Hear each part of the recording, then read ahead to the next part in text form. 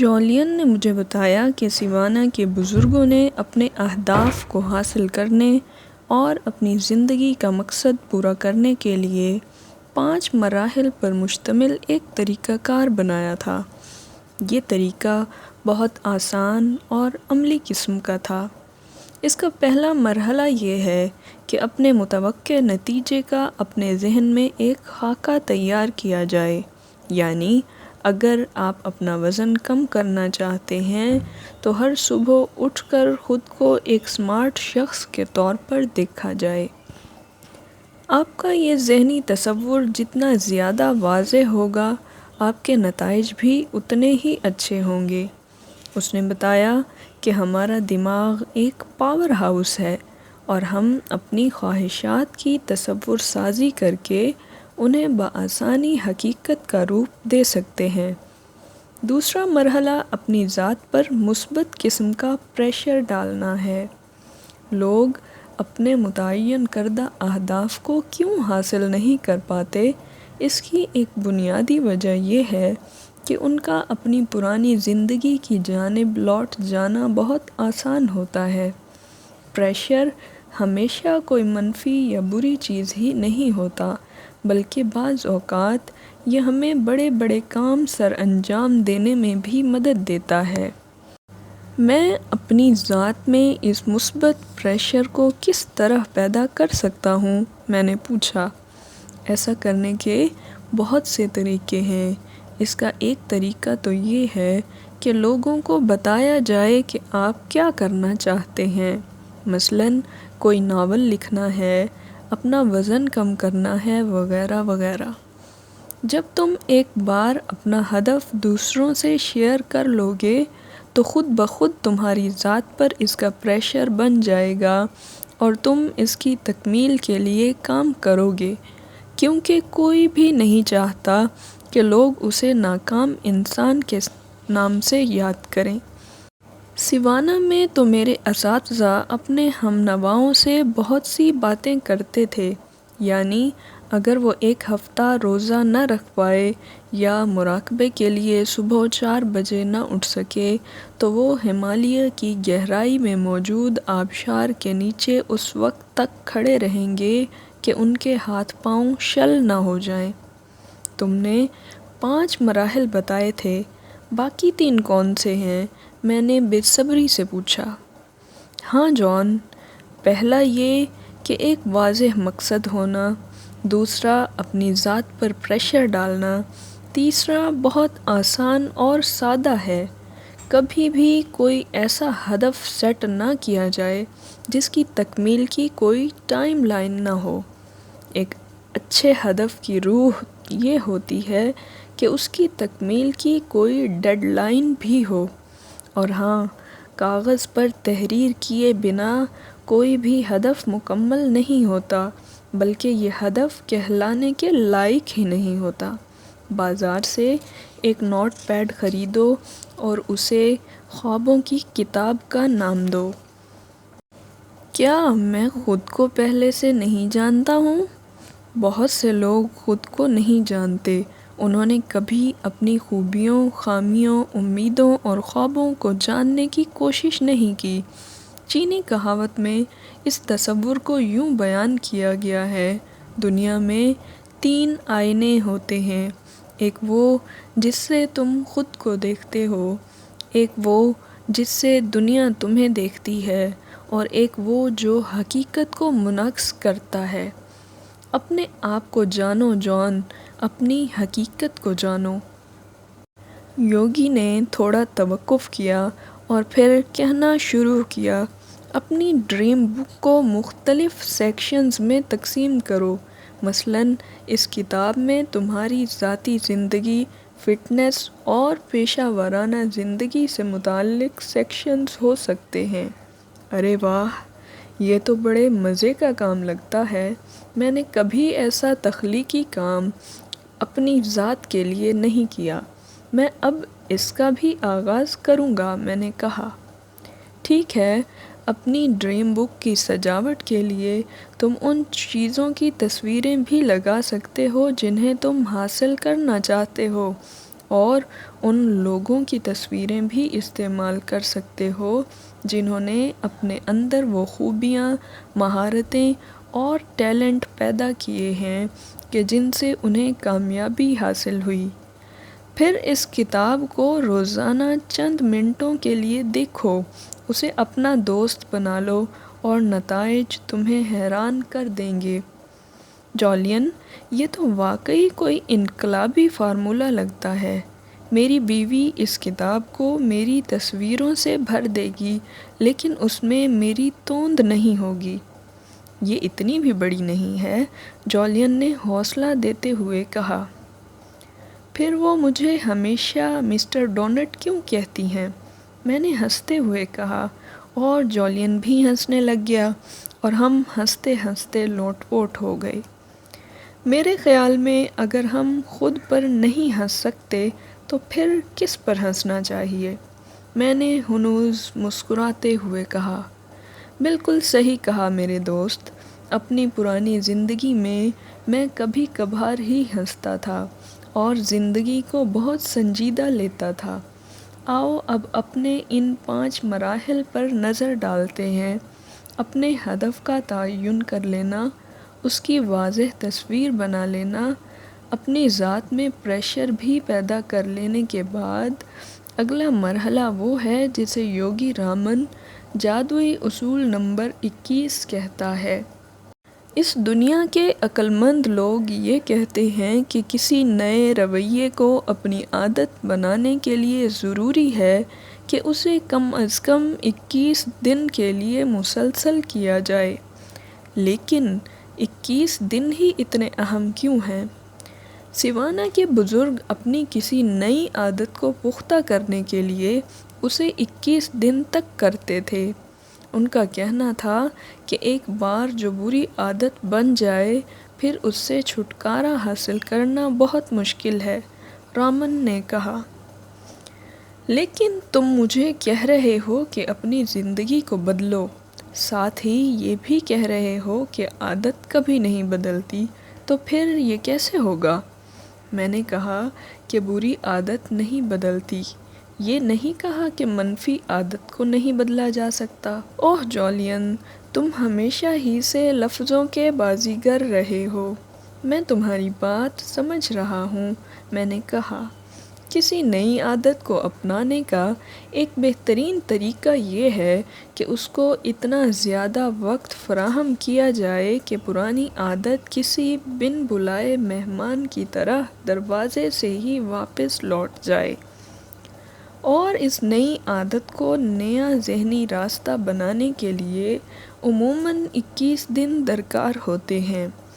اپنے اہداف کی تکمیل کے لیے 5واں مرحلہ کون سا ہے؟ یہ 5واں مرحلہ بہت آسان ہے اور یہ ایسے ہی ہے جیسے ہم زندگی گزارتے ہیں۔ میرا کپ ابھی بھی خالی ہے، میں نے ادب سے کہا۔ سیوانا کے بزرگ اکثر کہا کرتے تھے کہ ہنسی یا محبت کے بغیر گزارا گیا دن اصل میں زندگی کا حصہ ہی نہیں ہوتا۔ مجھے یقین نہیں کہ میں آپ کی پیروی کروں گا یا نہیں، میں بس یہ کہہ رہا ہوں کہ جو بھی تم کرو اس سے لطف اندوز لازمی ہونا، اپنے مقصد سے جڑے رہو اور لوگوں کی بے لوث خدمت کرو، اور ماضی میں جو ہو گیا اس پر پچھتانا نہیں۔ بالکل، اس کائنات میں انتشار نہیں ہے۔ جو کچھ تمہارے ساتھ ہوا اور جو کچھ ہونا باقی ہے، اس سب کا ایک مقصد ہے۔ ہر تجربہ ہمیں کوئی نہ کوئی سبق دیتا ہے۔ اپنی زندگی کو انجوائے کرو۔ اور کیا بس تمہاری بات ختم ہو گئی؟ میں نے جولین سے پوچھا۔ ایک لفظ تھا جسے سیوانا کے بزرگ بہت ادب سے بولتے تھے۔ مجھے بھی بتاؤ۔ یہ سادہ سا لفظ ان کی روزمرہ زندگی کا لازمی حصہ ہوتا تھا۔ وہ لفظ ہے جذبہ۔ اور جب تم اپنے اہداف کی تکمیل اور حصول کے لیے کوشش کر رہے ہو تو یہ لفظ ہمیشہ تمہارے ذہن میں رہنا چاہیے۔ جو بھی تم کرو اس کو اپنے جذبے کی آگ دو اور اس کے روحانی اور دنیاوی فوائد بے شمار ہوں گے۔ تم نے اسے بہت آسان بنا کر پیش کیا ہے۔ یہ واقعی آسان ہے۔ آج کی رات سے ہی یہ فیصلہ کر لو کہ تم نے اپنی زندگی کا مکمل کنٹرول حاصل کرنا ہے۔ اپنی قسمت کے مالک خود بنو، اپنی دوڑ خود دوڑو۔ آخر میں ایک بات ہمیشہ یاد رکھو، جو تمہارے آگے ہے اور جو تمہارے پیچھے ہے، اس سے کوئی مقابلہ نہیں جو تمہارے اندر موجود ہے۔ شکریہ جولین، میں یہی سننا چاہتا تھا۔ مجھے علم نہیں تھا کہ میری ذات کے اندر کسی چیز کی کمی بھی ہے۔ میں بس زندگی ایسے ہی بنا کسی مقصد کے گزار رہا تھا۔ اب چیزیں بدلیں گی، میں تمہیں یقین دلاتا ہوں، میں تم سے وعدہ کرتا ہوں۔ میں تمہارا بہت شکر گزار ہوں۔ خوش آمدید میرے دوست، میں صرف اپنا مقصد پورا کر رہا ہوں۔ باب نمبر 8 کا خلاصہ ہے۔ اس میں علامت ہے لائٹ ہاؤس۔ خوبی یا اچھائی ہے، اپنے مقصد کی پیروی کرو۔ حکمت کی باتیں ہیں۔ زندگی کا مقصد ایک بامقصد زندگی گزارنا ہے۔ اپنی زندگی کے مقصد کو سمجھنا اور پھر اسے حقیقت بنانا لامحدود خوشی دیتا ہے۔ واضح ذاتی، شخصی اور روحانی اہداف کا تعین کرو اور پھر انہیں حاصل کرنے کے لیے کوشش کرو۔ اس کی تکنیک ہے اپنی ذات کا جائزہ لینے کی قوت۔ متعین کردہ اہداف کے حصول کے لیے 5 مراحل پر مشتمل طریقہ۔ اقتباس: کسی بھی جاندار میں زندگی کو نظر انداز نہ کرو۔ آج کا دن، یہ موجودہ لمحہ ایک تحفہ ہے۔ اپنے مقصد پر توجہ مرکوز رکھو، کائنات باقی چیزوں کی حفاظت کرے گی۔ 9واں باب ہے اپنی ذات کی رہنمائی کا قدیم فن۔ تعمیری لوگ خود کو مسلسل بہتر بنانے میں مصروف رہتے ہیں۔ یہ کہاوت ہے کنفیوشس کی۔ وقت تیزی سے گزر رہا ہے۔ جولین نے اپنے کپ میں چائے انڈیلتے ہوئے کہا، تھوڑی دیر بعد صبح ہو جائے گی۔ کیا آج کی رات کے لیے اتنا کافی ہے؟ میں نہیں چاہتا تھا کہ علم و حکمت کے موتیوں سے مالا مال یہ آدمی اپنی بات مکمل کیے بنا خاموش ہو جائے۔ اس کا پیغام حقیقی تھا اور مجھے اس پر بھروسہ بھی تھا۔ جولین، اپنی بات جاری رکھو۔ میرے پاس بہت وقت ہے۔ بچے بھی گھر نہیں ہیں اور جینی بھی دیر سے ہی جاگے گی۔ میں نے کہا، میں نے تمہیں بتایا تھا کہ باغ اصل میں ہمارے دماغ کے زرخیز باغ کو ظاہر کرتا ہے۔ میں نے تمہیں ایک لائٹ ہاؤس کے بارے میں بھی بتایا تھا۔ جیسے جیسے یہ کہانی چلتی ہے، تم دیکھو گے لائٹ ہاؤس کا دروازہ کھلتا ہے اور ایک 9 فٹ لمبا، 900 ٹن وزنی سومو پہلوان باہر نکلتا ہے۔ کسی ڈراؤنی فلم کا سین لگتا ہے۔ یوگی رامن نے بتایا تھا کہ صدیوں پہلے قدیم مشرق کے علاقوں میں کچھ استادوں نے ایک نظام بنایا تھا جسے کائزن کہتے ہیں۔ اس جاپانی لفظ کا مطلب مسلسل اور کبھی نہ ختم ہونے والی بہتری ہے۔ کائزن کے تصور نے سیوانا کے بزرگوں کی زندگیوں میں کیسے تبدیلی برپا کی؟ جیسا کہ میں نے پہلے بتایا جان، بیرونی دنیا کی کامیابی کا آغاز ہماری اندرونی دنیا کی کامیابی سے ہوتا ہے۔ اگر تم اپنی بیرونی دنیا میں کامیابی چاہتے ہو تو اس کے لیے ضروری ہے کہ اپنی اندرونی دنیا میں بھی اس کو بہتر بناؤ، خواہ یہ اپنے تعلقات میں بہتری ہو، بزنس ہو یا کوئی بھی چیز جسے تم بہتر بنانا چاہتے ہو۔ اپنی ذات پر کنٹرول حاصل کرنا اصل میں اپنی زندگی پر کنٹرول حاصل کرنے کا DNA ہے۔ کائزن اصل میں ایک عملی نوعیت کا تصور ہے۔ بالکل ٹھیک کہا۔ جان، اگر کوئی شخص اپنی ذات کو درست سمت میں نہیں چلا سکتا تو وہ کسی کمپنی یا ادارے کو کیسے ٹھیک سے چلا سکتا ہے؟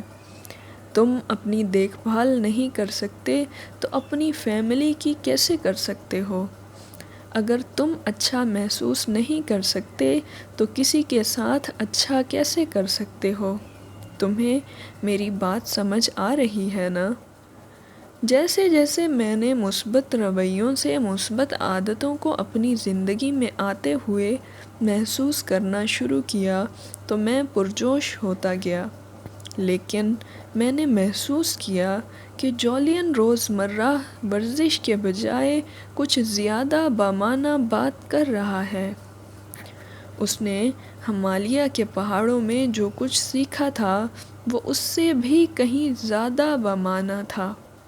اپنی ذات میں بہتری اور لیڈرشپ کے حوالے سے حوصلہ کس قدر اہمیت کا حامل ہے، میں نے بلند آواز میں پوچھا۔ حوصلہ تمہیں اپنی دوڑ خود دوڑنے کی ہمت عطا کرتا ہے۔ یہ تمہیں وہ کام کرنے کی ہمت دیتا ہے جو تم سمجھتے ہو کہ یہ درست ہے، اور جو اپنی ذات کو کنٹرول کر لیتے ہیں ان میں حوصلے کی فراوانی ہوتی ہے۔ ٹھیک ہے، مجھے اپنی ذات میں بہتری لانے کا مطلب سمجھ آ رہا ہے، لیکن میں شروع کہاں سے کروں؟ شروع میں مجھے بھی ذات میں بہتری کے تصور سے مسئلہ ہوا تھا، لیکن جیسے جیسے میں نے اپنی پرانی زندگی میں درپیش مصائب اور فکروں کو سوچا تو میں نے کیزن کے تصور کو خوش آمدید کہا، یعنی روح، جسم اور دماغ یا ذہن کی بہتری۔ ہماری جسمانی صلاحیتوں کی یہ ایک مثلث ہے۔ اپنی دماغی صلاحیتوں کو جسمانی صلاحیتوں میں بہتری لائے بغیر بہتر بنانا کوئی کامیابی نہیں۔ اسی طرح جسمانی اور ذہنی صلاحیتوں میں بہتری روح کی بالیدگی اور نشوونما کے بغیر کچھ بھی نہیں ہے، لیکن جب تم ان تینوں کو استعمال میں لا کر اپنی نشوونما کرو گے تو تمہیں الوہی خوشی نصیب ہوگی۔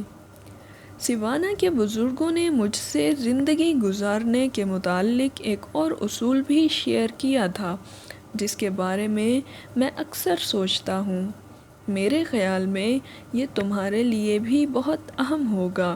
اس فلسفے کو مختصراً ان الفاظ میں بیان کیا جا سکتا ہے کہ کامیاب ترین اور ناکامیاب لوگوں کی زندگی میں ایک ہی فرق ہے کہ دوسری قسم کے لوگ وہ کام نہیں کرتے یا کرنا پسند نہیں کرتے جو کامیاب لوگ کرتے ہیں۔ تو تمہارے کہنے کا مطلب یہ ہے کہ مجھے اپنی زندگی بدلنے سے پہلے خود میں تبدیلی لانی چاہیے۔ ہاں، ہارورڈ میں ہمارے ایک پروفیسر اس سے ملتی جلتی ایک کہانی سناتے تھے۔ ایک آدمی شام کے وقت اخبار پڑھ رہا تھا اور اس کا بیٹا اسے بہت تنگ کر رہا تھا۔ باپ نے زچ ہو کر اخبار میں سے گلوب کی ایک تصویر ٹکڑے ٹکڑے کر کے اسے دی اور کہا کہ اسے جوڑ کر لاؤ، اور بے فکر ہو کر اخبار پڑھنے لگا کہ لڑکا جلدی نہیں آئے گا۔ لڑکا چند منٹوں بعد ہی واپس آ گیا اور جڑی ہوئی تصویر باپ کو دکھائی۔ باپ بہت حیران ہوا اور پوچھا کہ اس نے یہ اتنی جلدی کیسے کیا؟ لڑکے نے جواب دیا کہ اس تصویر کے پیچھے ایک آدمی کی تصویر بھی تھی۔ جب میں نے اس آدمی کی تصویر کو ٹھیک کر لیا تو دنیا خود بخود ٹھیک ہو گئی۔ جان، ہارورڈ اسکول سے لے کر سیوانا تک میں جتنے بھی ذہین لوگوں سے ملا ہوں انہوں نے خوشی کے حصول کا ایک ہی فارمولہ بتایا ہے۔ اپنی بات جاری رکھو، میں نے بے صبری سے کہا۔ مختصر الفاظ میں یہ وہی ہے جو میں نے پہلے کہا ہے کہ خوشی ہمیں اپنے مقاصد کی تکمیل کی صورت میں ملتی ہے، جولین نے کہا۔ اور یوگی رامن کی کہانی میں 9 فٹ لمبے اور 900 ٹن وزنی سومو پہلوان کس بات کی علامت ہے؟ ہمارا یہ زبردست اور ہٹا کٹا دوست کیزن کے لیے تمہاری مستقل یاد دہانی بن جائے گا۔ میں کیزن کے فن کو عملی طور پر کیسے آزما سکتا ہوں؟ یوگی رامن نے مجھے اس حوالے سے 10 باتیں بتائی تھیں۔ اگر تم ان 10 باتوں یا رسومات کو پورے یقین کے ساتھ اپنی زندگی کا حصہ بنا لو تو میں تمہیں یقین دلاتا ہوں کہ تمہاری زندگی بدل جائے گی۔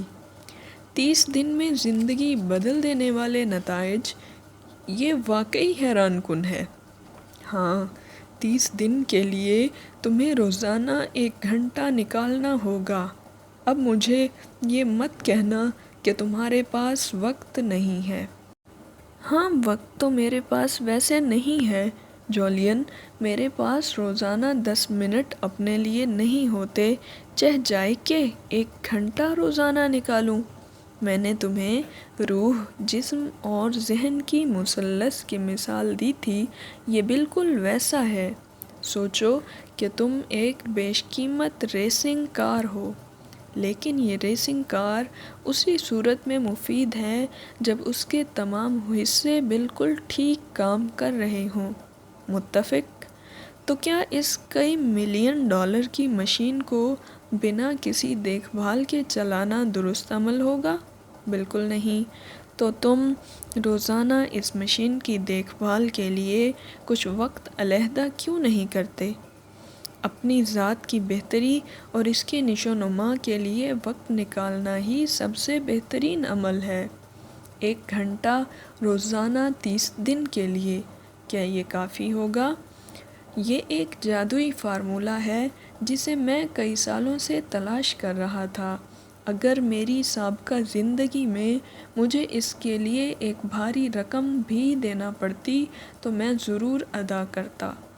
یہ کوئی ایسا آسان نسخہ بھی نہیں ہے۔